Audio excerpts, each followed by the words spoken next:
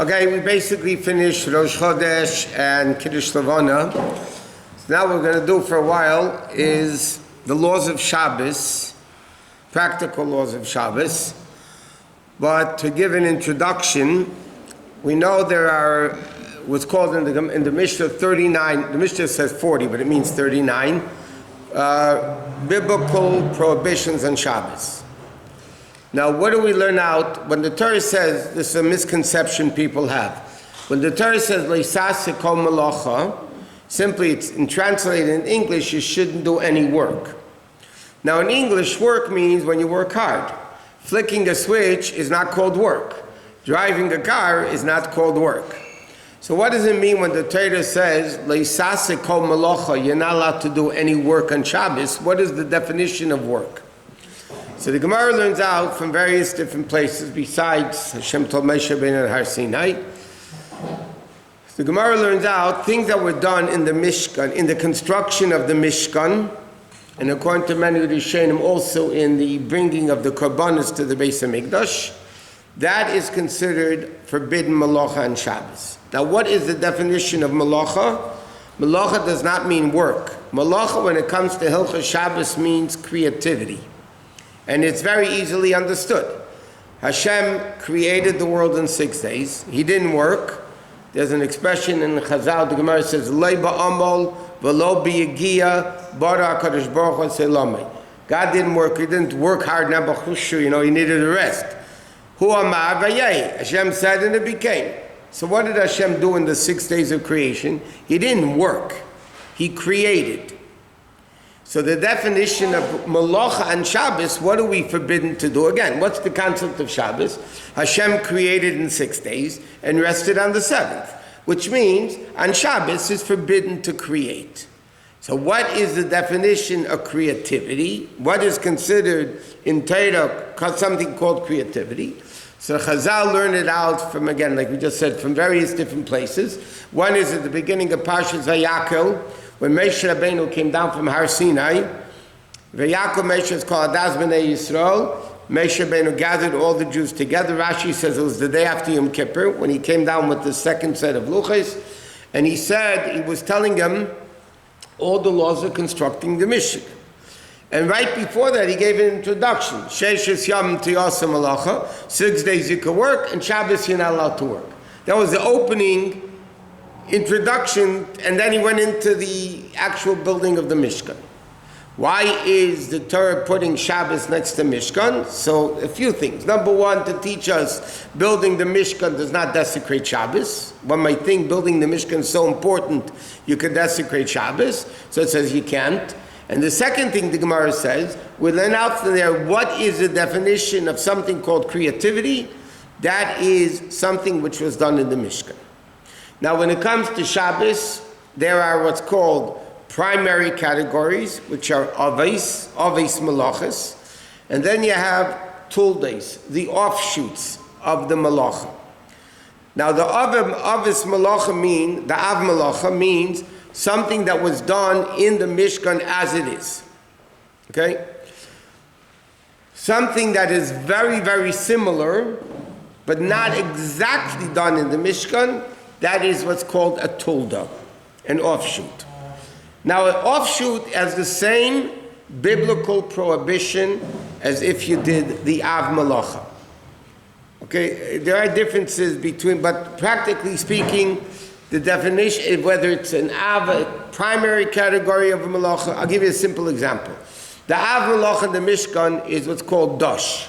Dosh means threshing. Okay? Now, what was threshing? Okay, so you had the wheat grew in a hard shell, so to speak. And then in the old times, they would have animals step on the hard shell. You know, they would trample it, and that would crush it. And then they would take it into winnowing. They threw it up in the air to separate the chaff from the actual kernel, and the various different processes they did. So dash, basically, threshing, conceptually means taking out something that was hidden. The kernel was hidden in the chaff, if that's what it's called, and then you take it out. Okay? So taking out something from the place it was hidden in is the Av Malach of Dash.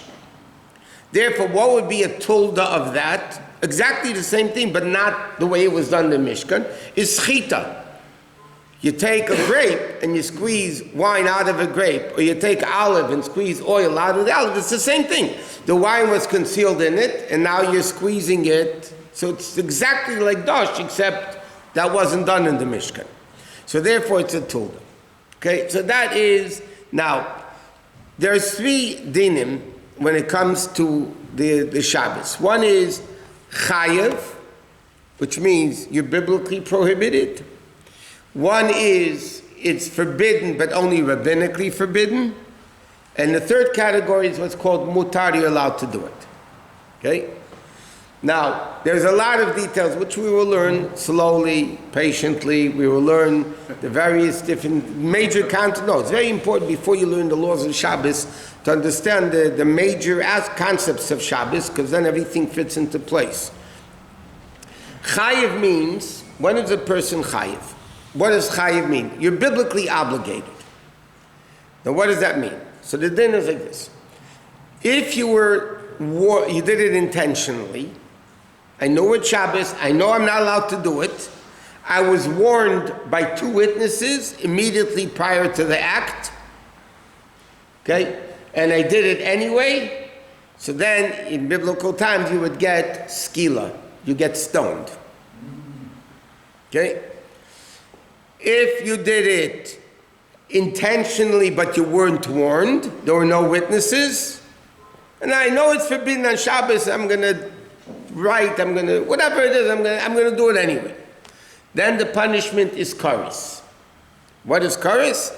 You die young, officially.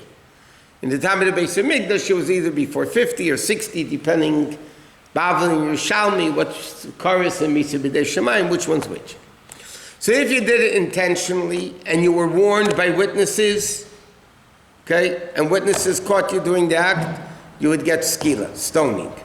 By the way, stoning is not what people think it is, that you stand against the wall and they throw stones at you. That's not what stoning is. The Mishnah says what was the punishment, one of the capital punishments, right, was stoning. What was the capital punishment of stoning? They built a platform 2 stories high, okay, and the guy stood up on it and they threw him down. If he died, good, and then they put a stone on his head. That's stoning at the time of the Bais Din, when Bais Din would give capital punishment. If he still didn't die, then they would throw stones at him. Okay, but stoning wasn't that you guy is like a firing squad, you know. That's not what it means. Stoning, the Mishnah says, there was a base 2 stories high, the platform that was there, and they threw him off it, and then they would, because the Torah says bavanim, so they would put a stone on his head after he died. That's kilam. That's if you did it intentionally and you were warned. If you did it intentionally, you were not warned, it's karis. Okay? Then the next biblical level is what's called shaygig. Shaygig means accidental. And here's another misconception of what the definition of accidental is when it comes to Shabbos. Technically, if somebody is leaning against the wall, and by mistake, he flipped the switch, he didn't realize he's standing on the wall, and all of a sudden, the light went on. If you say turning on a light is turning on a light is biblical. That's a separate issue by itself that we'll get to one day. But if somebody by mistake is walking in the street and he steps on an ant, now one of the lamitas malachos is shchita. You can't kill an animal on Shabbos, okay? But he didn't know he was doing it. That is not called accidental on Shabbos. That is nothing. That's called misasik. Misasik means you didn't know what you were doing. There's no punishment for that. Misasik means you were preoccupied with something else. What is the definition of shogeg, that you have to bring a korban chatos, a sin offering? Accidental shogeg and Shabbos is one of 2 things. Either I forgot it was Shabbos and therefore I did it. I forgot it was Shabbos. I'll give you a very practical example of that. I forgot it was Shabbos, and I did the halacha. Okay? Another thing is, I know it's Shabbos, but I didn't know that was forbidden to do. In other words, shogeg, accidental when it comes to Shabbos means I know what I'm doing. I know what I'm doing. Except I think I'm allowed, either because I forgot it's Shabbos, or because I thought you're allowed to do it on Shabbos.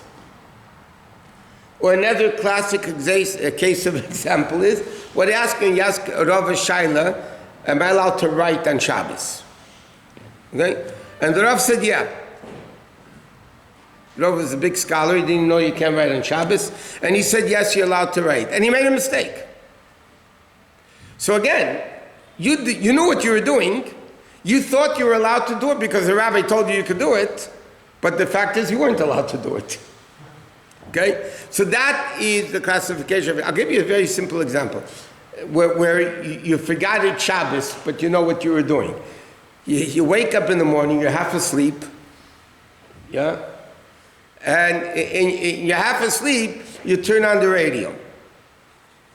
Now you know that you're not allowed to turn on the radio on Shabbos, but you forgot for a minute it's Shabbos, you're half asleep.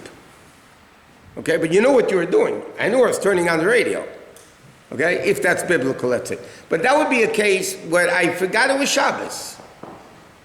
I forgot it was Shabbos, and I did. But again, the definition of shogeg means I know what I'm doing, but I think I'm allowed to do it. If I didn't do it, if I did what we call accidental, I didn't even know I'm doing it. I was standing against the wall and the light went on by mistake. I didn't know what I was doing. That's not shogeg. That does not need forgiveness in Shabbos. It doesn't need kapara. So again, if you were warned with 2 witnesses, you get stoned.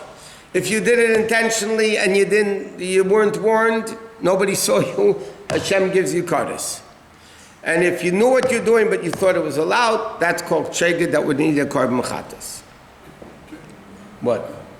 So for somebody who doesn't have a profession that's necessarily working with their hands, myself for example, okay, am I allowed to read documents from work as long as I'm not taking notes or writing anything? I'm just reading these documents from work? When the guy came to Shammai and asked him, teach me the Torah, I stand on 1 foot, Shammai threw him out with a stick. Hillel said, okay, he told him the golden rule. If you want to learn the whole halachos Shabbos tonight, it ain't happening, number 1. But now, this is all biblical. Okay. The answer is, no, you can't. Okay? There's a lot of rabbinical prohibitions on Shabbos. That's what I'm coming to. These are biblical prohibitions on Shabbos. Okay? That you're not allowed to do them on Shabbos. If you did it, again, the various different punishments. Then there's a lot of rabbinic decrees, and we'll learn that there's 3-4 reasons why the Rabbi Chachamim made these rabbinic decrees.